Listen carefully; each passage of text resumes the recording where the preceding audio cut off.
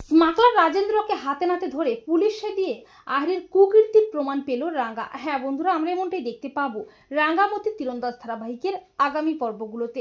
আহিরের ঘরে লাগানো গোপন ক্যামেরার মাধ্যমে রাঙ্গা জানতে পারে আহিরি হীরা পাচার করে। রাজেন্দ্রের কথা মতো আহিরি আবারও যায় হীরা পাচার করতে, আর রাঙ্গাও আহিরির পিছু পিছু গিয়ে সবটা ফোনে ভিডিও করে রাখে। এরপর রাজেন্দ্রের পাঠানো লোকটিকে হাতে নাতে ধরে স্মাগলার রাজেন্দ্রের কাছে পৌঁছে যায় রাঙ্গা। রাজেন্দ্রের পায়ে তীর ছুঁড়ে মারে। এরপর পুলিশও হাজির হয় রাঙ্গার প্ল্যান মতো।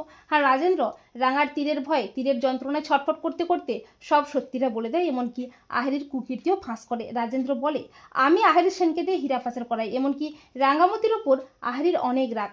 আহিরি বারবার রাঙ্গামতিকে মেরে ফেলার চেষ্টা করেছে। এয়ারপোর্টে আহিরি রাঙ্গামতির ব্যাগের মধ্যে হিরে বসানো জলের বোতলটা ঢুকিয়ে দিয়েছিল। আর রাজেন্দ্র যখন আহিরির সমস্ত কুকীর্তি নিজের মুখে ফাঁস করছিল, তখন রাঙ্গা চালাকি করে সবটা ফোনে ভিডিও করে রাখে। হ্যাঁ, রাঙ্গা বলে, রাজেন্দ্র স্যার তুই শুনে তো রাখ, পাপ তো কখনো চাপা থাকে না, পাপ তো বাপকেও ছাড়ে না, তোকেও ছাড়বে না, আর আহির দিদিটাকেও ছাড়বে না।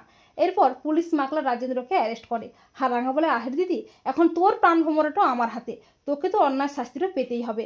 তো বন্ধুরা, তোমরা এটাই চাও তো যে স্মাগলার রাজেন্দ্রকে হাতে নাতে ধরে পুলিশে দিয়ে আহিরির কুকীর্তির প্রমাণ যেন পায় রাঙ্গা? কমেন্ট করে এক্ষুনি জানিয়ে দাও তোমাদের মতামতটি।